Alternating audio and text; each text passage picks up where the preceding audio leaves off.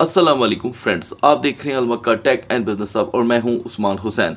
तो दोस्तों, आज है कारोबारी हफ्ते का तीसरा दिन और इस लगातार तीसरे दिन में 72 घंटों से मार्केटों ने अपना जो क्रैश का मोमेंटम है वो कंप्लीटली ग्रैब करके रखा हुआ है, जिसमें कहीं पर भी हमें स्ट्रॉन्ग सपोर्ट देखने को नहीं मिल पा रही। ये ऑब्वियस था दोस्तों कि पीर का दिन, नया महीना, नया हफ्ता मार्केटों में हमेशा एक नया ट्रेंड लेकर के आता है। तो दोस्तों, फाइनली ये नया ट्रेंड मार्केट में एंटर हो गया है पूरी तरह, और इसी के साथ साथ पीर के ही दिन से जो सीज फायर की यहाँ पर खिलाफ वर्जियाँ हैं वो पीक पर पहुँच चुकी हैं। इनके पीक पे पहुँचने का भी यहाँ पर ऑयल मार्केट ने असर लिया है। इसके ऊपर मज़ीद हम गुफ्तगू करेंगे आगे चल कर के, इसलिए कि आज WTI दोस्तों $95 पर बैरल जो है वो यहाँ पे क्रॉस कर गया है, और इसका आहिस्ता आहिस्ता बढ़ते रहना नैरेटिव को करता है चेंज बिफोर द FOMC। हालांकि FOMC अभी बहुत दूर है, लेकिन आज एक बहुत ही अहम डाटा मार्केट में आएगा, as you know very well कि ये हफ्ता मुकम्मल डाटा का है। जैसे कि कल आपने देखा जो मार्केट में डाटा रिलीज़ हुआ उसने पूरी तरह से मार्केट को झंझोड़ के रख दिया। आज का डाटा मार्केट को क्या देगा, रिकवरी या मज़ीद क्रैश, इस पे हम बात करेंगे, क्योंकि जॉब ओपनिंग के बाद ADP डाटा की सबसे ज़्यादा वैल्यू रहती है। तो दोस्तों, ऐसे में आपने क्या करना है, वीडियो को करना है लाइक, चैनल को करना है सब्सक्राइब, ताकि आने वाले दिनों में आपसे हमारी किसी भी वीडियो का नोटिफिकेशन मिस ना हो सके। तो गाइस, पहले तो एक वार्निंग जारी हुई है वो आपके साथ शेयर कर लेते हैं जी, कि यही सूरत हाल रही जो अब फिर से क्रिएट हो गई है दोनों अफ्रीकन की जानिब से मिडल ईस्ट के अंदर। तो ये सिचुएशन तेज़ी से पहले की तरह के पैनिक की तरफ जा रही है, ऐसा कहना है तज्जियाकारों का। ठीक है, तज्जियाकार वैसे अपनी तरफ से जो उनको दिखाई दे रहा होता है वो कही जा रहा होता है। व्यूवर्स का पूछना था कि तीसरा दिन है इस हफ्ते का, हमें कहीं पर भी पॉजिटिव रिस्पॉन्स देखने को नहीं मिल रहा कि कहीं पे सुलह सफाई की बात हो रही है। देखिए गाइस, मिडनाइट की वीडियो शायद आपने मिस कर दी है। रोबियो ने मिडनाइट में बहुत ही ज़बरदस्त स्टेटमेंट दी हुई थी, मैंने आपके साथ शेयर कर दी थी। उनका कहना था कि किसी भी वक्त, किसी भी लम्हे, हफ्ते या घंटे में सीज फायर हो सकता है अगले 60 दिनों के लिए। तो ये काफ़ी है। अब बार बार एक ही खबर को घसीटना मेरे ख्याल से हमाकत है, बेवकूफ़ी है। और इसमें जो मेजर रोल जो दोस्तों अभी तक रहेगा वो उन्हीं कंट्रीज़ का है जो पहले से ही इसके अंदर अपना पूरा किरदार अदा कर रहे हैं। और हॉर्मस में से अगर व्यूवर्स का पूछना था कि क्या एवरेज है यहाँ पे ऑयल्स वगैरह की, तो दोस्तों यूँ कह सकते हैं आपके 20-25% की रसाई वहाँ पे लोगों को हासिल है, लेकिन उनको जो वहाँ पे टूल पे करके निकल रहे हैं। सुनने में आ रहा है कि कुछ चीज़ें हैं तय होने जा रही हैं टूल्स के हवाले से। अगर उनमें भी कोई बात फाइनल हो जाती है तो हम फ़ौरन अपने व्हाट्सएप चैनल में अपडेट शेयर कर देंगे। लिहाजा खबरें हासिल करने के लिए आप हमारा व्हाट्सएप चैनल ज्वाइन कर सकते हैं, लिंक वीडियो की डिस्क्रिप्शन में अवेलेबल है। तो दोस्तों, कोई भी डाटा जब मार्केट में रिलीज़ होता है तो उसका इम्पैक्ट बहुत ही बाजुका तेज़ी से आ जाता है, और फिर उसके बिल्कुल अपोजिट साइड पे आए तो उसको भी तकरीबन 12 घंटे दरकार होते हैं, मिनिमम बोल रहा हूँ, और मैक्सिमम 48 घंटे। अब ये जो इंडेक्स है जो मैंने आपके सामने ओपन किया है, याद रखिएगा कोई भी मार्केट हो, सोने की, चांदी की, स्क्रैप की, क्रिप्टो की या गोल्ड की, कोई भी मार्केट, सिर्फ हम रियल एस्टेट की अगर बात करें तो वो भी, लेकिन किस मुल्क की, जिसकी हम इकोनॉमी और इंडेक्स की बात कर रहे हैं, मैं उनकी बात कर रहा हूँ। तो लिहाजा कल के दिन से लेकर अब तक इंडेक्स ने एक बड़ी रिकवरी की है। 99.08 से इसने अपने हफ्ते का आगाज़ किया था पीर वाले दिन का, और अब हम सफ़र करते करते 99.33 पे फिर से आन खड़े हैं। उसकी वजह यही है कि जो सीज़ फायर की खिलाफ वर्जियाँ हो रही हैं रोकने के बावजूद, उसके नतीजे में ये इंडेक्स ने यहाँ पर एक पीक पकड़ी है जो तजारती सेक्टर्स को यहाँ पर फिर से डिस्टर्ब करने के काम आ रहा है। अब बात कर लेते हैं दोस्तों क्रूड ऑयल के करंट प्राइस की। पीर वाले दिन से मैं इसकी तशबीह दूंगा, ठीक है। पीर वाले दिन मार्केटें ओपन हुई, WTI 90.85 या समथिंग लाइक दैट 90.50 पे था। चले हम इसे 91 कंसीडर कर लेते हैं। अब इसने पीर से लेके अब तक $5 पर बैरल का अपने प्राइस में इजाफा किया है। अगर हम ब्रेंट की बात करें तो इसमें भी तकरीबन ईच डे के हिसाब से $5 का इजाफा हुआ है, यानी कि 3 दिन के अंदर अंदर। ये कोई इतना बड़ा सफ़र तो नहीं है, लेकिन इनको टांगे लग गई हैं, ये रेंगना शुरू हो गए हैं। इनका रेंगना मार्केट के पैनिक को शो करता है। गैस प्राइसेस में भी आज थोड़ा सा इजाफा देखने को मिला है जो 0.03 की शक्ल में है, जो कम नहीं है। अच्छा, ऐसे में जो सप्लाई शॉक है उसकी बातें फिर तेज़ी पकड़ लेती हैं। हम पता नहीं क्यों, मुझे नहीं समझ आती कि बिजनेसमैन जो कम्युनिटी है वो इतनी जल्दी क्यों मतलब हाथ पांव ठंडे करके बैठ जाती है। ये चीज़ें तो फिलहाल पार्ट ऑफ द मार्केट बन चुकी हैं और जैसे कि मैंने आपको बताया कि मार्केट अब इन बातों की इम्यून हो रही है, आदी हो रही है। बाकी आगे की बातें अल्लाह ताला से बेहतर कोई नहीं जानता। फिलहाल अगर WTI $100 को यहाँ पे क्रॉस कर जाता है जस्ट लाइक 102 103, तो मैं कहूँगा कि फिर मार्केटों में एक अच्छा आपको भूचाल देखने को मिल जाएगा।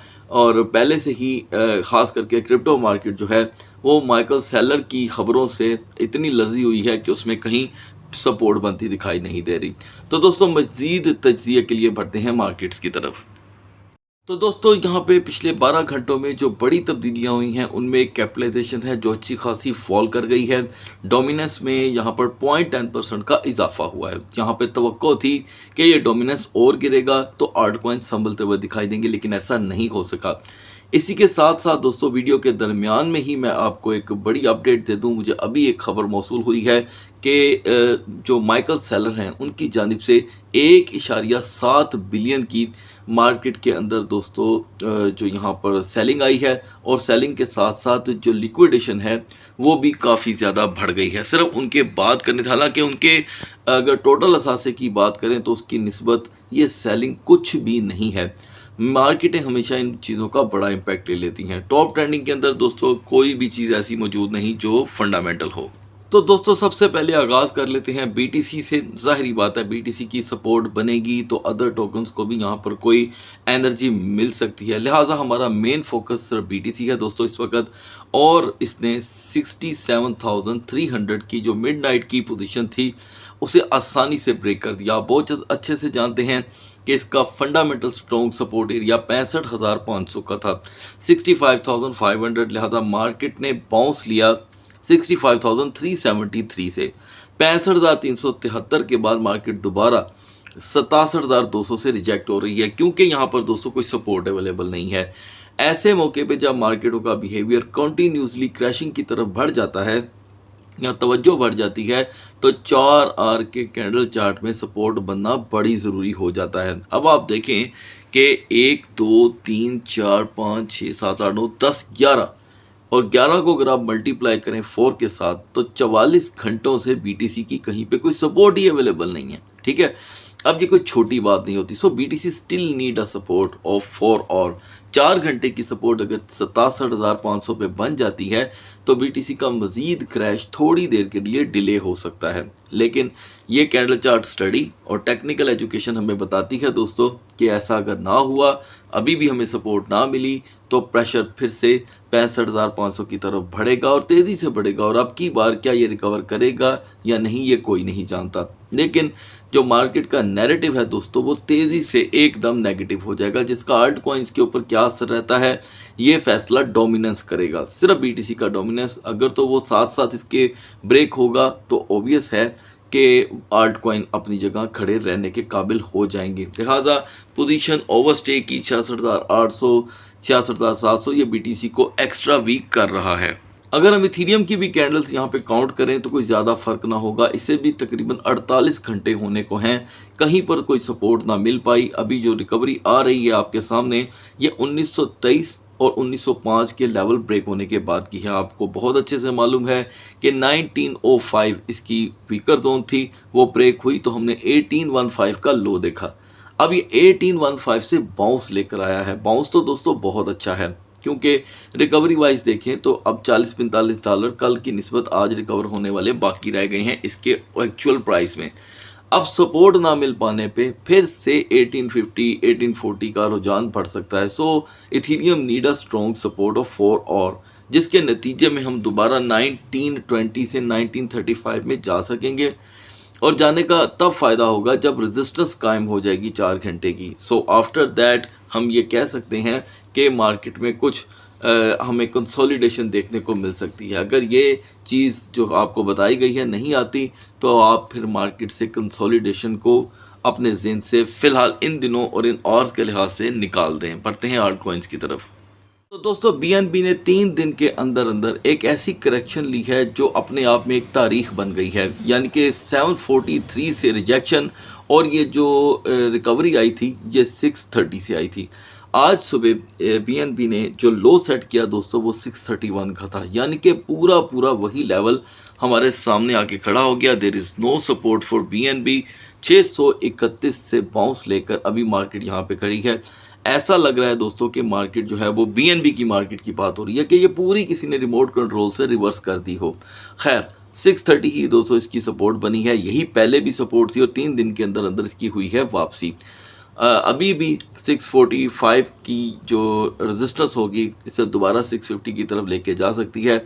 मिडनाइट में जिसका तजिया किया गया था उसमें 650 ही इसकी सपोर्ट थी, वो भी पहली, लिहाजा वो इस वक्त ब्रेक हो चुकी है जिसकी रिकवरी के चांसेस अवेलेबल हैं।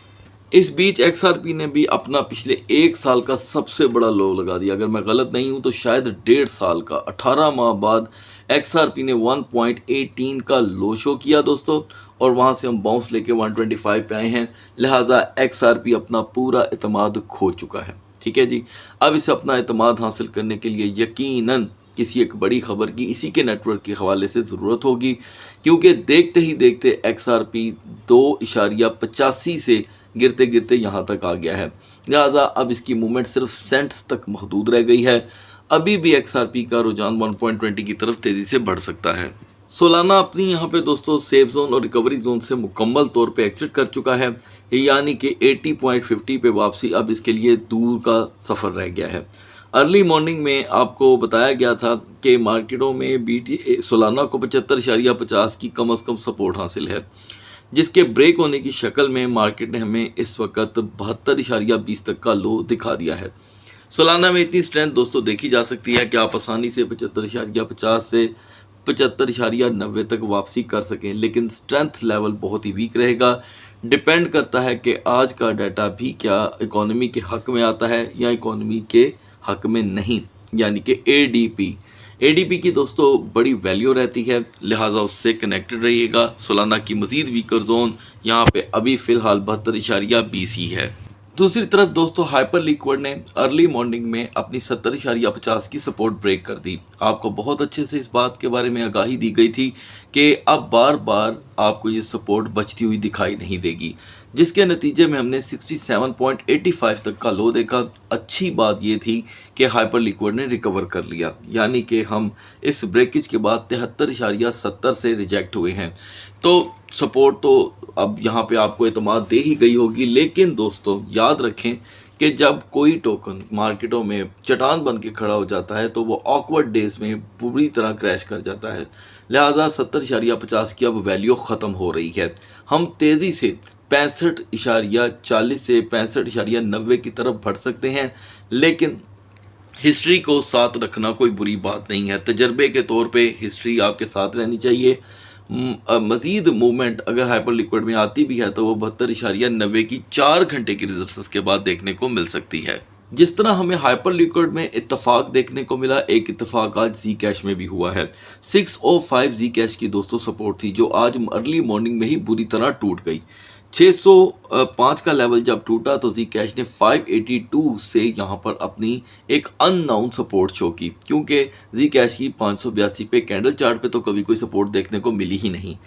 अच्छी बात यह हुई कि मार्केट ने बिल्कुल आउट ऑफ द वे जाके जो बिहेवियर दिया वो जल्द रिकवर हो गया, जैसे कि 644 का हाई जी कैश ने प्रोवाइड कर दिया, यानी कि 605 की सपोर्ट किसी ना किसी तरह यूटिलाइज हो गई। लेकिन अब ये ज़्यादा देर तक नहीं चलेगा। हालांकि यहाँ पर एक स्ट्रॉन्ग सपोर्ट बनी हुई है जो 625 से 628 की रेजिस्टेंस तो नॉर्मली प्रोवाइड करती है, लेकिन ऐसे में रुझान डाउन साइड पर रहेगा। अब आगाज़ करते हैं दोस्तों पब्लिक डिमांड टोकन की, जिन्हें व्यूवर्स कमेंट सेक्शन में लिखते हैं और हम उनका तजिया आपके साथ शेयर कर देते हैं।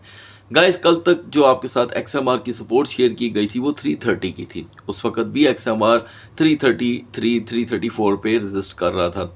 अर्ली मॉर्निंग में XMR ने भी सरप्राइज़ दिया, जहाँ पे सबने सरप्राइज़ किया वहाँ पे XMR ने भी कर दिया।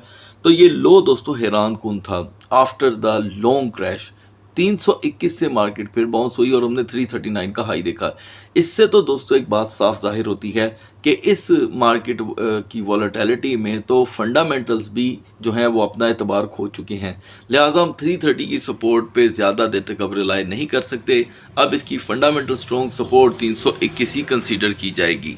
इस मार्केट के उधल पुधल बिहेवियर ने दोस्तों टाओ को भी 245 से परमानेंटली एग्जिट दिया और टाओ इस वक्त 219 से बाउंस लेकर के आया है। इसका मतलब इससे भी कनेक्टेड है कि फंडामेंटल की एक ऐसी लहर उठी है यहाँ पर जिसने इसके रूटीन के लेवल्स को भी हिलाकर एक नए लो को यहाँ पर सेट कर दिया है। तो मैं देख रहा हूँ दोस्तों कि यहाँ पे टाओ में अभी भी इस छोटी सी रिकवरी के बाद भी 5.38 का लो देखने को मिल रहा है। ओवर स्टे ऑन 230 हम दोबारा 225 को यहाँ पर एक लो के तौर पे डिसाइड कर सकते हैं, क्योंकि जो हिस्ट्री है वो इससे ज़्यादा भयानक है और वो 219 की है। और वॉल्यूम रिवर्सल वाइज सिर्फ ये top resistance during the data finalize कर सकती है। लास्ट में हम बात करेंगे दोस्तों XAUT के बारे में, जो अपनी यहाँ पे दोस्तों लड़ाई खुद लड़ रहा है अकेला, जो मार्केट को यहाँ तक लेकर के आया है दोस्तों। तो इसका तजिया फ़िलहाल मैंने कल मिस कर दिया था क्योंकि टाइम की कमी थी, अभी ऐड कर रहे हैं। 4475 पे ये रजिस्ट कर रहा था। ये बात तो आप पहले से जानते हैं कि जब भी हम वहाँ से रिजेक्ट होते हैं 4450 का लो नॉर्मल हमने देखा है। तो गाइस ये सारी चीज़ें आपके सामने हैं। अब 4450 का लो भी ब्रेक कर गया है और इस दरमियान वोलेटिलिटी आई थी जिसके नतीजे में हमने फिर से 4465 को देखा। अब एक्स्ट्रा स्टे ऑन 4430, ज़ाहिरी बात है मार्केट ने किसी नए लो की तैयारी कर रही हैं और वो लो दोस्तों 4405 के लिए यहाँ पर देखा जा सकता है, यानी कि 4405, जिसके बाद XAUT की दुश्वारियाँ मज़ीद बढ़ जाएंगी। हालांकि अगर हम हिस्ट्री को देखें, ये हमारे साथ है, PCE डाटा वाले दिन इसने अगले दिन ही सारी रिकवरी शो कर दी थी। दुनिया उम्मीद कर रही थी कि अभी भी यहाँ पे यू टर्न आ सकता है। यू टर्न के लिए यहाँ पे 4 घंटे की सपोर्ट चाहिए, जो XAUT को सबसे पहले 4455 एंड देन 4475 पे लाता है तो ही कोई बात बनती है, अदरवाइज जो रिस्क फैक्टर है वो बढ़ रहा है। सो गाइस अगली वीडियो तक अल्लाह हाफिज़।